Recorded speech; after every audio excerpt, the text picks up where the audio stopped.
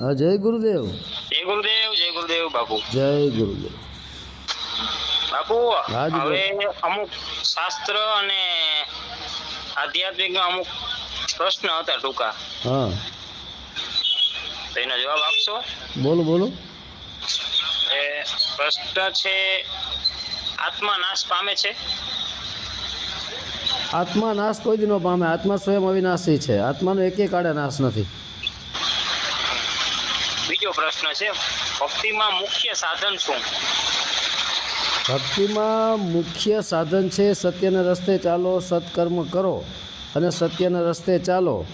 એટલે એ સ્વયં સત્ય, એ ધર્મ, સ્વયં સત્ય જ એ જ ભક્તિ બની જાય છે. આ જ આ સાચો અર્થ છે. ભક્તિનું મુખ્ય સાધન છે. પહેલાં તો સત્કર્મ કરવું પડે, સત્યના રસ્તે ચાલવું પડે, સમાન ભાવ રાખવો પડે, સમાન દ્રષ્ટિ રાખવી પડે, જીવ માત્ર પર પ્રેમ રાખવો પડે, દયા રાખવી પડે, બરાબર. અને ભક્તિનું જે માર્ગ છે એ મૂળ સુરતા દ્વારા શબ્દને સાંભળવો, એને મુખ્ય ભક્તિ કહેવામાં આવે છે. બોલો બીજું. ત્રીજો પ્રશ્ન છે બાપુ, ચાર પુરુષાર્થ એ કયા પુરુષાર્થ? ચાર પુરુષાર્થ. ચાર પુરુષાર્થ. હા. પુરુષાર્થ એટલે પહેલો પુરુષાર્થ તો જે છે એ પોતાના પ્રત્યે કરવો જરૂરી છે, કે સ્વયં મહેનત કરો, પોતે ખાઓ અને બીજાને ખવડાવો. કબીર સાહેબની વાણીમાં આવે છે, કહે કબીર કુછ ઉદ્ધમ કીજીએ, ખુદ ખાઈએ દૂજો કો દીજીએ. બરાબર.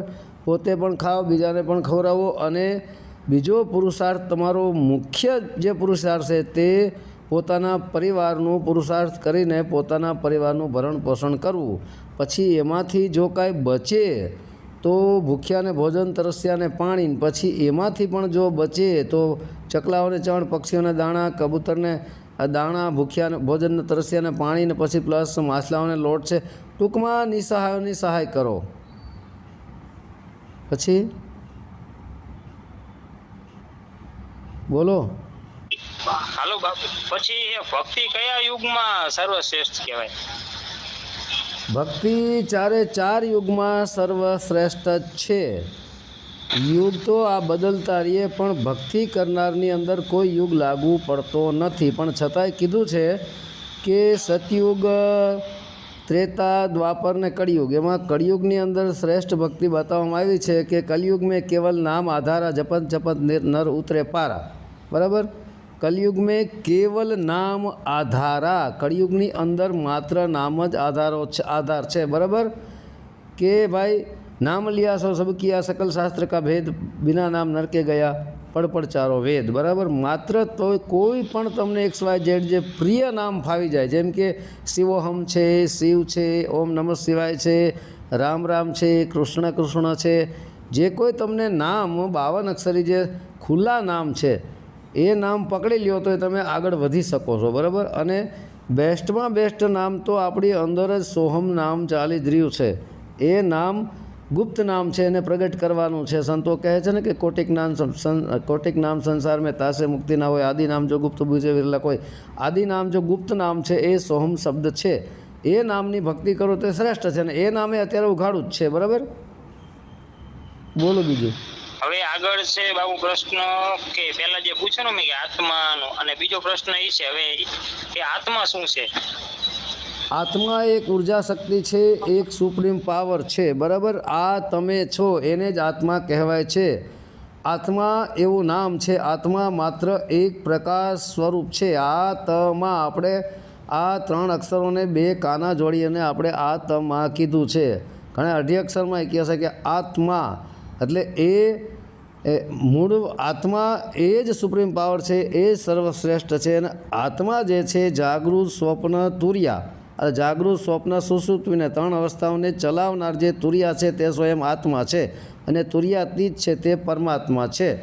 આત્મા આપણી અંદર જે ચૈતન્ય શક્તિ ચાલી રહી છે, બરાબર, એ જ આત્મા છે. અને એ દેખાતી નથી, માત્ર એનો અનુભવ કરવામાં આવે છે. પણ છતાંય સંતોના મત પ્રમાણે પ્રકાશ સ્વરૂપ છે. હવે આગળ પ્રશ્ન છે કે મનુષ્યનો સાચો ધર્મ શું? મનુષ્યનો સાચો ધર્મ જે છે, પહેલાં તો માનવ ધર્મ સર્વશ્રેષ્ઠ છે. માનવ ધર્મ સર્વશ્રેષ્ઠ. અહીં કોઈ પણ પ્રકારની જેમ કે हिंदू मुस्लिम सिख ईसाई यहूदी ख्रिस्ती पारसी जोरास्ट्रियन सेव बौद्ध लिंगायत अहमदिया नाती जाति धर्माधर्मी पंथा पंथी वाड़ा वाड़ी तमाम ने साइड में मूकी ओनली फॉर मानव धर्म आ पहला अपनावो पहला नंबर। पछी मुख्य जे धर्म है धर्म एटले कर्तव्य कानून फरज बराबर चुस्तपणे तमारा धर्मनु तमारा कर्तव्यनु तमारा फरजनु पालन करो। तो आपणी पहली फरज शू है? पहली फरज के भाई मने आ मनुष्य अवतार मळ्यो छे तो हूँ धर्मरूपी आत्म परमात्म शब्द ने जाणी अने मुक्ति मोक्ष ने प्राप्त करी अने आ मनुष्य जन्ममांथी मतलब 84 चक्कर में निकली जाए एटला माटे मने मनुष्य धर्म मळ्यो छे। तो धर्मनो मूळ अर्थ बने से धारण करवू। तो कोने धारण करवू? सत्य ने ज धारण करवू।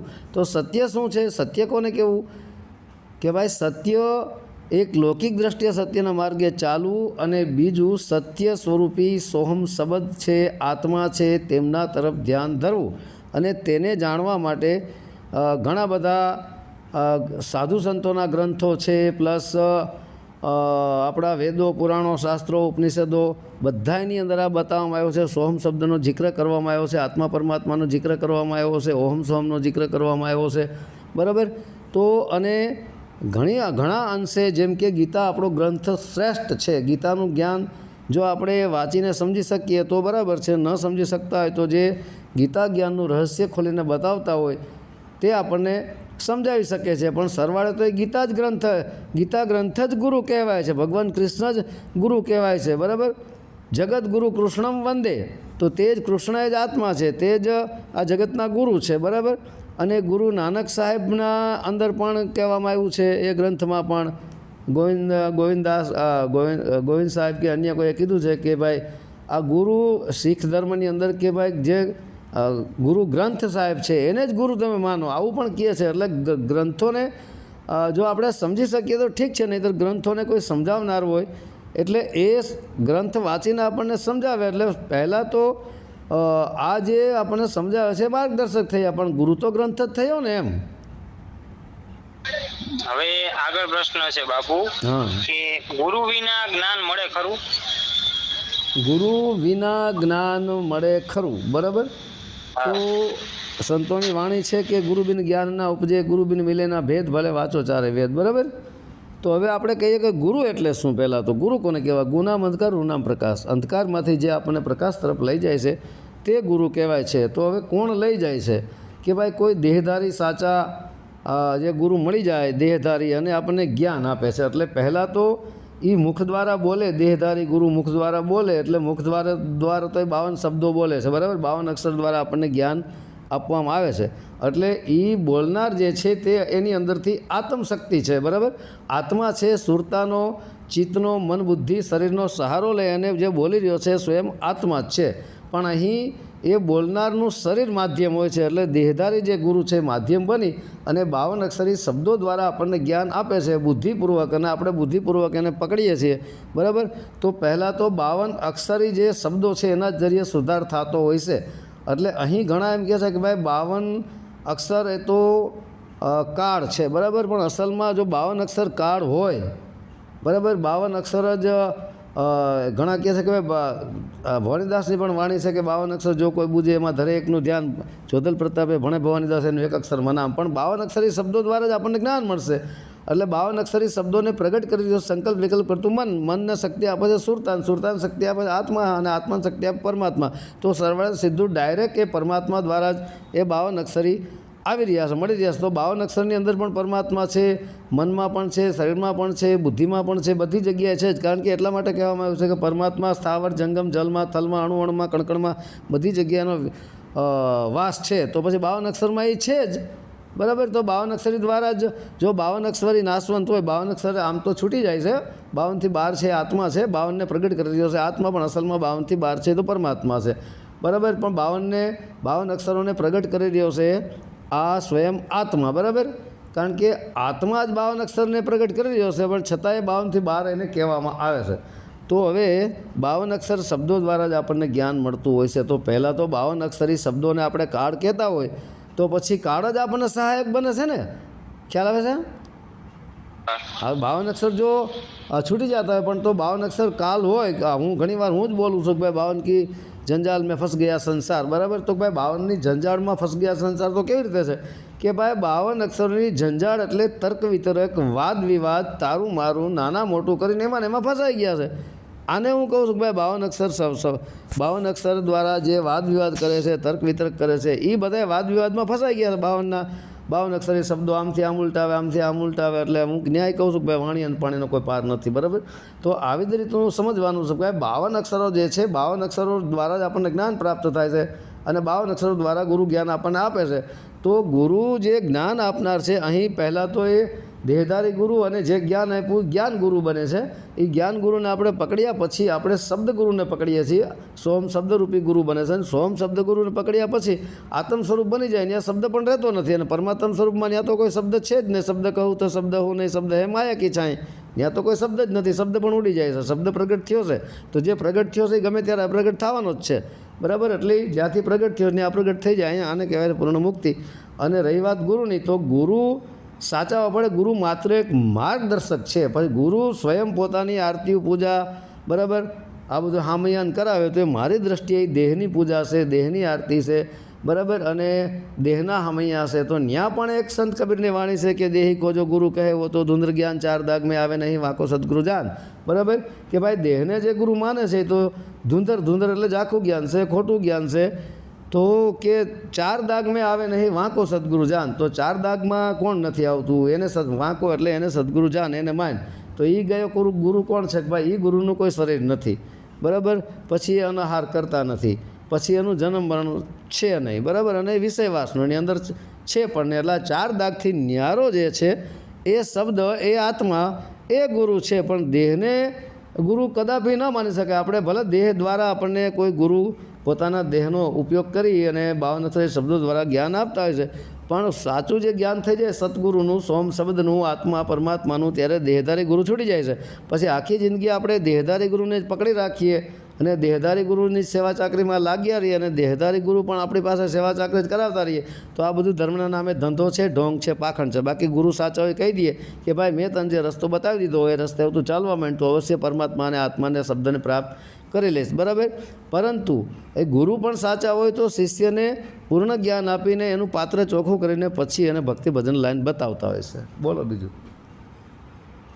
હવે બાપુ આગળ છે આ હાલી રહ્યો યુગ એટલે કે કળિયુગમાં સરળ સાધના ગઈ. કળિયુગમાં સરળ સાધના જો હોય તો મેં કીધું ને કે કલયુગ મેં કેવલ નામ આધારા, જપત નર ઉતરે પારા. સરળ સાધના, નામ આધારા, બસ નામ શ્રવણ. કોઈ પણ તમને જે ભાવ લાગે જેની માથે એને પકડી લ્યો, જપવા માંડો પૂર્ણ વિશ્વાસથી, પૂર્ણ ભરોસાથી. કારણ કે સંતો વાણીમાં આવે જ છે, બરાબર, કે હરિ તારા નામ છે 1000 કિયા નામે લખવી કંકોત્રી.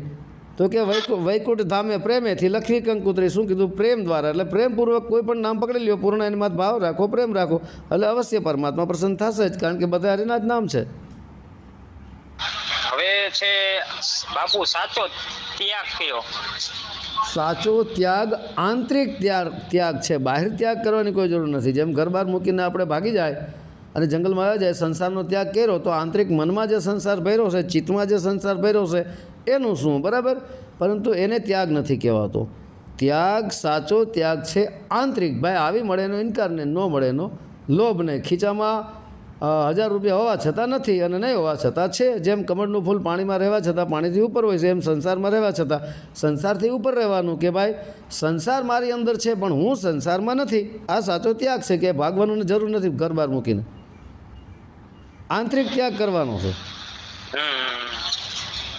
હવે બાપુ આગળ પ્રશ્ન છે કે મનને શાંત કેવી રીતે કરવું? મનને શાંત કરવા માટે શ્વાસોશ્વાસની ક્રિયા ઉપર ધ્યાન ધરો. નાસિકાના અગ્રભાગ ઉપર દ્રષ્ટિ કેન્દ્રિત કરી અને ચાલતો જે પ્રાણવાયુ છે એના ઉપર ધ્યાન ધરો. પહેલાં તો જો મન ભટકતું હોય તો મન દ્વારા ધ્યાન ધરો. મૂળ તો ધ્યાન ધરનારી સુરતા છે, પણ ત્યાં ધીરે ધીરે સુરતા સ્થિર થશે એટલે સુરતામાંથી જ પ્રગટ થાય છે મન. સંકલ્પ અને વિકલ્પ એ જ મન છે, બરાબર. એટલે સુરતા ત્યાં સ્થિર થઈ જશે એટલે સંકલ્પ વિકલ્પ ઓટોમેટિક બંધ થઈ જશે. બેસ્ટમાં બેસ્ટ જો કોઈ સાધના હોય મનને સ્થિર કરવા માટેની તો એ શ્વાસોશ્વાસની ક્રિયા છે, બરાબર. બીજી અન્ય જગ્યાએ ક્યાંય તમે ધ્યાન ધરશો તો એ દિલો દિમાગમાં બેસી જશે. ઘણા ત્રાટક દ્વારા મનને સ્થિર કરતા હોય છે, દીવાની જ્યોત રાખતા હોય છે, કોઈ બિંદુ રાખતા હોય છે, કોઈ દેહમાં ધ્યાન ધરતા હોય છે. પણ જ્યાં જ્યાં આપણે ધ્યાન ધરશું મનને સ્થિર કરવા માટે, તો એ દિલો દિમાગમાં બેસી જશે. જે કોઈ તમે ચિત્રમાં ધ્યાન ધરશો તો દિલો દિમાગમાં તે બધું બેસી જશે. પરંતુ શ્વાસ જે છે એ કોઈ ચિત્રમાં નથી આવતું. એની અંદર સોમ શબ્દ ગાજર્યો છે, એ પ્રકાશ છે, એ ચિત્રમાં નથી. તો બેસ્ટમાં બેસ્ટ જો કોઈ મનને સ્થિર કરવા માટેની લાઈન હોય તો એ કોઈ પણ આસનવાળી સુખાસન, પદ્માસન, વીરાસન, XYZ જે કોઈ તમને આસન અનુકૂળ આવે તે આસનને લગાવી નાસિકાના અગ્રભાગ ઉપર આ દ્રષ્ટિને કેન્દ્રિત કરવી. આપણી દ્રષ્ટિ એટલે ચર્મ દ્રષ્ટિને, તો ચર્મ આંખોને, અને સુરતાને ત્યાં ચાલતા પ્રાણવાયુની અંદર જે બહાર અંદર ને બહાર જે પ્રાણવાયુ થઈ રહ્યો છે એમાં ક્યાં નામ, સોમ નામની એક ધ્વનિ ગાજી રહી, તેને તમે સાંભળવાનો પ્રયત્ન કરો.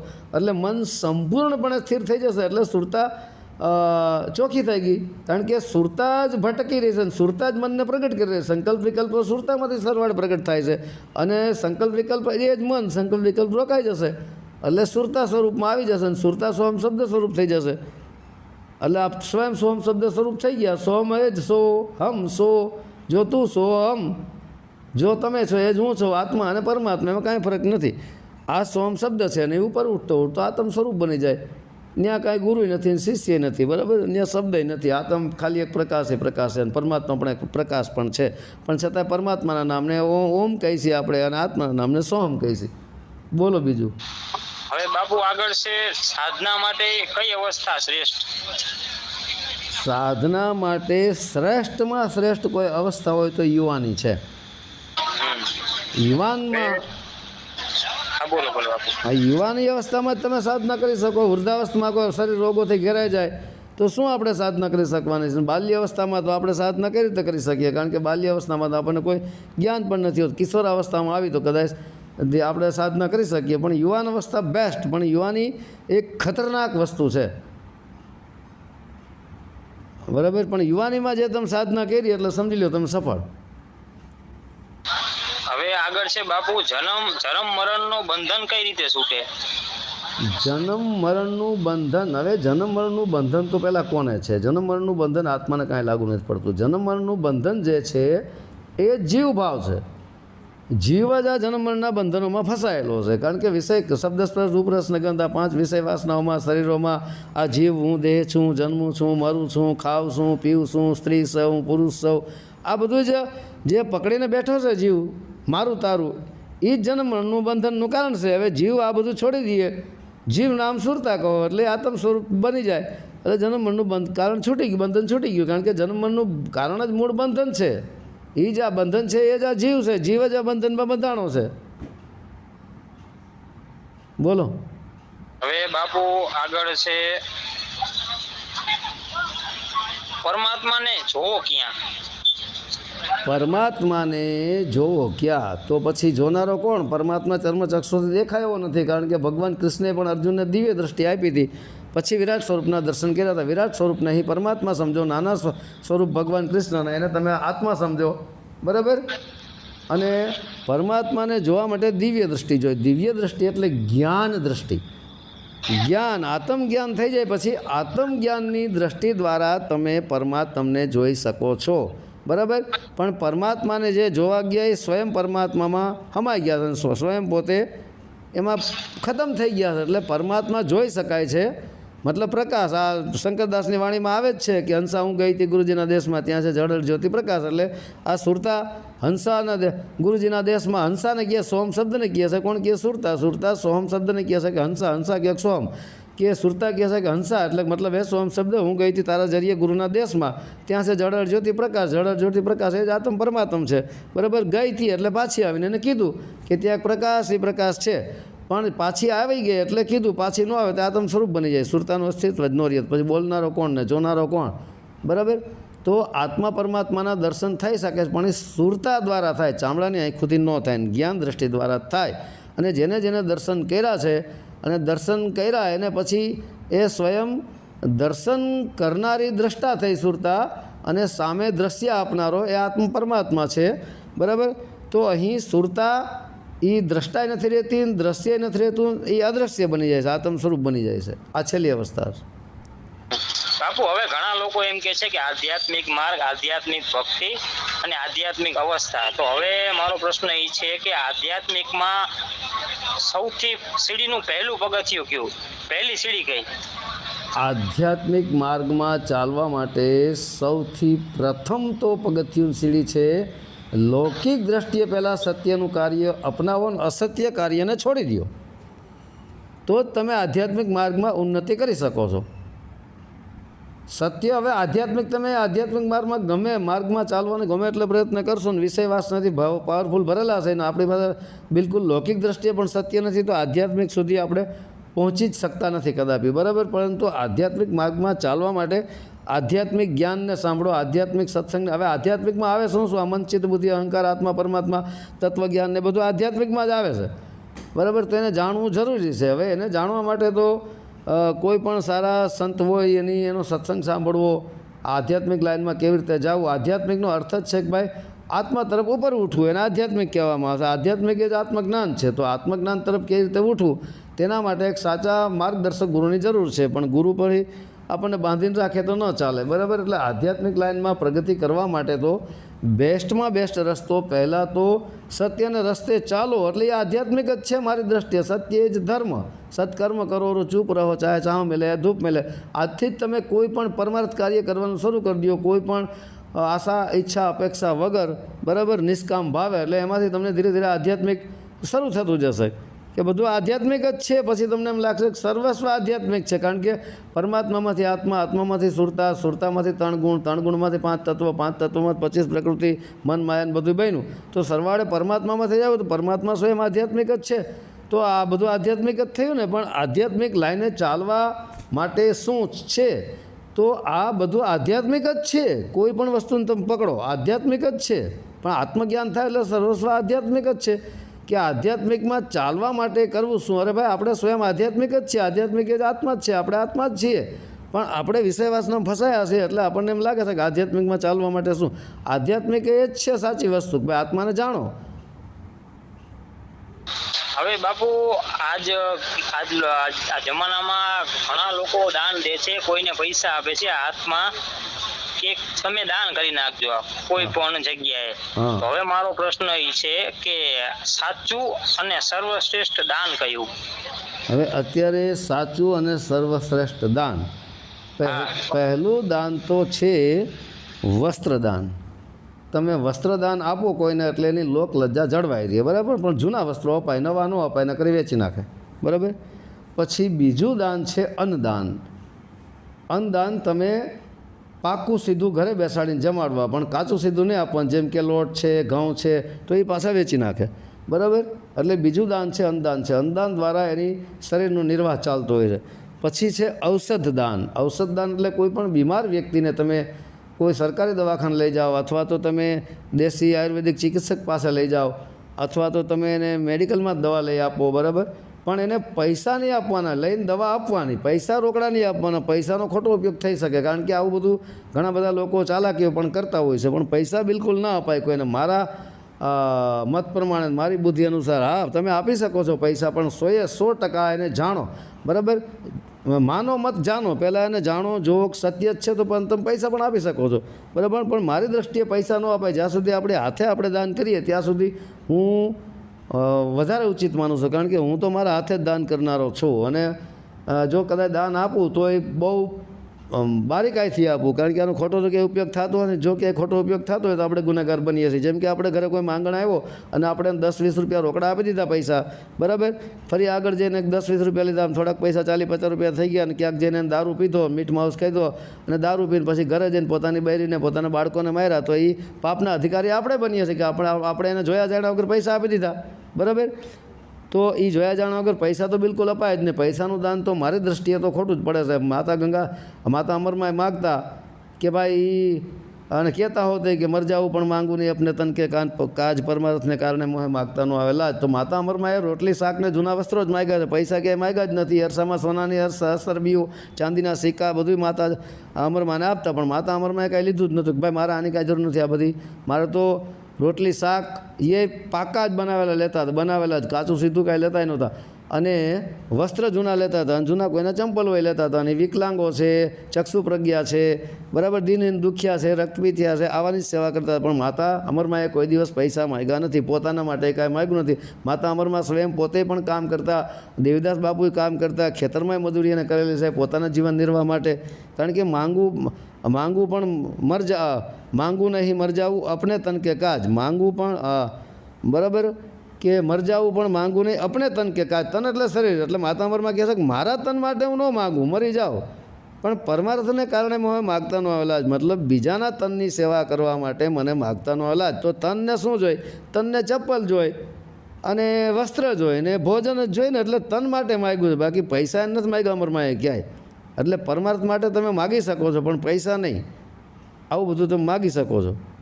અને હવે ચોથું દાન છે એ શ્રેષ્ઠ દાન છે જ્ઞાન દાન. જ્ઞાન મહાન દાન છે ને, જ્ઞાન દાન છે. જ્ઞાન પણ સાચું હોવું પડે, સાચું જ્ઞાન આપે તો એ સાચા જ્ઞાનના દાનપૂર્વક માણસ કોઈ પણ નર હોય કે નારી હોય મુક્તિ મોક્ષને પ્રાપ્ત કરી શકે છે. પણ જ્ઞાન સાચું હોવું જોઈએ, ખોટું ન હોવું જોઈએ. બરાબર? હલો? હા બાપુ, હવે આગળ છે કે આત્માનો અનુભવ કરવા માટે, આત્મા કાં પછી આત્માનો અનુભવ લેવા માટે સાધકને શું શું ત્યાગવું પડે? આત્માના અનુભવ કરવા માટે કોઈ વસ્તુનો ત્યાગ કરવાની જરૂર નથી. આત્માનો અનુભવ કરવા માટે કોઈ વસ્તુનો ત્યાગ કરવો નથી. માત્ર એવું નક્કી કરી લ્યો કે હું સ્વયં એક આત્મા જ છું, હું દેહ નથી. દેહ દ્રષ્ટિ હટાવી દો, દેહ ભાવ હટાવી દો, વિષય વાસના ઉપર કંટ્રોલ રાખો, કાબૂ રાખો. સ્વયં હું એક આત્મા જ છું. તો આત્માનો અનુભવ કરવા માટે તો આત્માનો અનુભવ કોણ કરે? આત્માનો અનુભવ સુરતા થકી થાય છે. સુરતા જ આત્માનો અનુભવ કરે ને જેને આત્માનો અનુભવ થઈ જાય એ આત્મ અનુભવની વાત કરી શકતા નથી. તો આત્માનો અનુભવ કરવા માટે શું કરવું? તો ઘણા કહે છે કે ભાઈ સાચા દેહધારી સદગુરુ મળે તો એ રસ્તો બતાવે, પણ સાચા હોવા પડે. લાય 15 ને આવી જાય અંદર, એવા ન હોવા પડે. સાચા ગુરુઓ અત્યારે છે, નથી એવું નહીં, પણ એ મળવા કઠિન છે. અત્યારે ઝાઝા ભાગે ધર્મના નામે ધંધા હાલી રહ્યા છે. હવે સાચા ગુરુની ઓળખાણ શું છે? કે સાધુ ભૂખા ભાવ કા ધન કા ભૂખા નહીં, ધન કા ભૂખા જો ફિરે સો તો સાધુ નહીં. સાધુ ભાવ પ્રેમનો ભૂખો, 1 રૂપિયો તમારી પાસે લીધો એટલે ગુરુ બનવાના લાયક નથી. આવા જો ગુરુ મળી આવે તો આત્માનો અનુભવ કેમ કરવો એનો રસ્તો બતાવી દે. બરાબર ને? આત્માનો અનુભવ થઈ જાય એટલે આત્માનુભવ તો કોઈ બોલી નથી શકાતું, કારણ કે ભીખા બાત અગમ કી કહન સુનન મેં નાહી, જો કહે સો જાને નહીં, જાને સો કહે નહીં. હવે આગળ છે બાપુ કે આ જે આપણે જે કર્મો કરી, જે કર્મોનું બંધન બંધાય, એ કર્મોનું બંધન ક્યારે છૂટે? કર્મનું બંધન બંધાય નહીં ક્યારે છૂટે? તો કર્મનું બંધન તો પહેલાં બાંધનારો કોણ છે? કર્મનું બંધન બાંધનારો જીવ જ છે. આત્મા તો કોઈ કર્મમાં બંધનમાં આવતો જ નથી. આત્મા તો કરતા હોય છે તો આ કરતા છે, ને કરતા હોય છે તો કરતા છે. પણ આ કર્મનું બંધન જે બાંધી રહ્યો છે સ્વયં જીવ છે. તો હવે જીવ કર્મ બંધનમાંથી કેવી રીતે છૂટવું? કે ભાઈ જે અત્યાર સુધી કર્મ બાંધ્યા છે એને ભૂલી જાઓ અને હવે નવેસરથી જિંદગી શરૂ કરો કે આજથી કોઈ હું ખરાબ કર્મ નહીં બાંધું અને સત્કર્મો કરીશ અને નિષ્કામ ભાવે આ ચાલુ કરી દો. જે થઈ ગયું એને ભૂલી જાઓ, ભૂતને ભવિષ્યને ભૂલી જાઓ, વર્તમાનમાં વર્તો કે ભાઈ આજથી જ હવે નવેસરથી જ સત્યનો જ માર્ગ પકડીશ, કોઈ પાપ કર્મ મારે કરવું નથી. બરાબર? અને કરતાપણાનો ભાવ છોડી દો. કરતાપણાનો ભાવ છોડી દો એટલે કોઈ કર્મ તમને બંધન કરતું નથી. હું કરતાપણાનો ભાવ આવે એટલે પાપ કે પુણ્ય તમને કર્મ બંધન કરે છે, પણ કરતાપણાના ભાવને છોડી દેવાનો, કરતાપણાના ભાવને હટાવી દેવાનો. હવે છે દુઃખનું કારણ શું અને આપણે સુખ જે માણીએ સુખનું મૂળ શું? દુઃખનું જે કારણ છે એ દુઃખ મન દ્વારા થાય છે, જીવ દ્વારા જ થાય છે. આપણા શરીરમાં માનો કે હાથ કપાઈ ગયો, પગ કપાઈ ગયો તો દુઃખ શરીરનો કપાણો. તો શરીર તો 5 તત્વથી બનેલું જળ કહેવાય છે અને ચલાવનાર ચેતન આત્મા છે. બરાબર? તો હવે દુઃખ અને સુખ કોને થાય છે? દુઃખ થાય છે મનને, અને મન પાસે અહેસાસ કરાવનાર છે સુરતા, સુરતા પાસે અહેસાસ કરાવનાર છે આત્મા. પણ આત્માને કોઈ દુઃખ થતું નથી. દુઃખોનું કારણ જ આપણું મન છે, જીવ ભાવ છે. બરાબર? અને સાચા સુખને પ્રાપ્ત કરવા માટે આત્મ સ્વરૂપ આત્માનું એ સાચામાં સાચું સુખ છે. આત્મ સુખથી વધીને કોઈ સુખ મોટું નથી. હવે બાપુ છે સાધનામાં અવરોધ શું? સાધનામાં અવરોધ શું? હા. સાધનામાં અવરોધ જ છે ભટકતું મન, ભટકતી સુરતા, ભટકતું ચિત્ત. સાધના આપણે કરવી હોય તો સાધનામાં ભટકાવે છે મન છે, તો મનને સ્થિર કરો એટલે સાધના તમે વ્યવસ્થિત કરી શકો. આ બધા અવરોધો જ છે. વિષય વાસના સાધનામાં અવરોધ છે, બાધક છે. હા ઓડિયો બોલો. હા બોલો. બે જ પ્રશ્ન છે બાકી બાપુ. હા બોલો. હવે પ્રશ્ન એ કે આપણે જે જ્ઞાન લઈએ એ જ્ઞાનનો અંત શું, અને જે સતગુરુ આપણને જે ઉપદેશ આવે અંતિમ સતગુરુનો ઉપદેશ શું, અંતિમ જ્ઞાન શું સતગુરુનું? શું કીધું?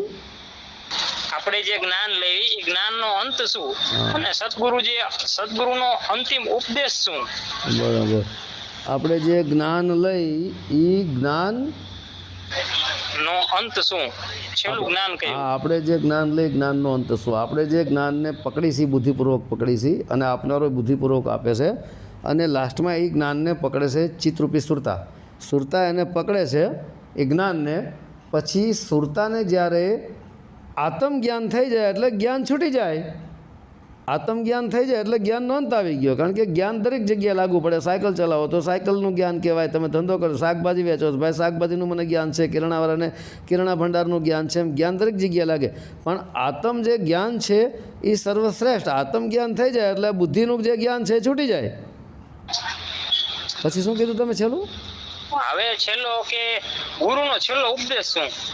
ગુરુનો છેલ્લો ઉપદેશ એ જ છે, ઉપ એટલે નજીક થાય, દેશ એટલે ગુરુ અહીં શબ્દ છે, અને ઉપ એટલે નજીકને, દેશ એટલે નિજ ઘરનો દેશ, આત્મ પરમાત્મનો જે ઘરનો દેશ છે એ તમે પહોંચી ગયા ત્યાં અમરધામની અંદર એટલે ગુરુનો ઉપદેશ પણ પૂરો થઈ જાય છે. 52 અક્ષરી ઉપદેશ. હા બાપુ, બધા પ્રશ્નોનું સમજણ પડી ગઈ મને. સારું, તો હવે છેલ્લા પ્રશ્નમાં થોડી ગડબડ થઈ ગઈ ઉતાવળમાં, કારણ કે ઓડિયો લાંબો થઈ ગયો. 31 મિનિટ ઉપર થઈ ગયો, 32 મિનિટ થવા આવ્યું, 32 મિનિટ ઉપર થઈ ગયું. સારું, તો હવે જય ગુરુદેવ. જય ગુરુદેવ. જય ગુરુદેવ. સત્ય સનાતન ધર્મની જય. જય સત્ય સનાતન.